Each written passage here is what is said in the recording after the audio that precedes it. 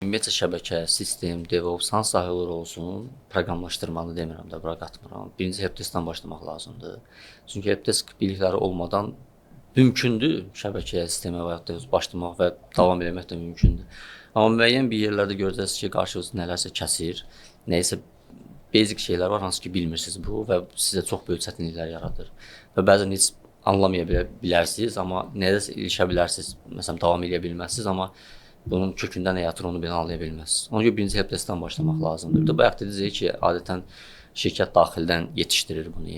Yəni adətən juniorlar bəli daxildən götürməyə daha çox üstünlük verirlər. Çünki nəyə görə? Daxildə öz bilirsən, tanıyırsan, bilirsən hansı formada işləyir və hansı potensialı var və sizə nə verə bilər.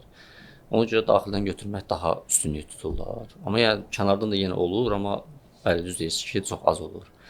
Öyrənməyə başlamaq da dediyim kimi helpdeskdən başlamaq, ümumi bütün IT üzrə anlayışları qavramaq, malik olmaq, ondan sonra ki, artıq özü seçməlidir ki, əslində şəbəkəyə, bəlkə də helpdeskdə işləyəndən sonra görəcək ki, sistem daha onun üçün maraqlıdır, DevOps tərəf daha maraqlıdır. Bəlkə də deyə bilər ki, proqramlaşdırma daha mənə uyğundur və yaxud da nə bilim təhlükəsizlik daha uyğundur. Yəni ona görə də baza məncə helpdeskdən başlamaq lazımdır. Birbaşa nədənsə digər bir şeydən başlamaq məncə uyğun deyil.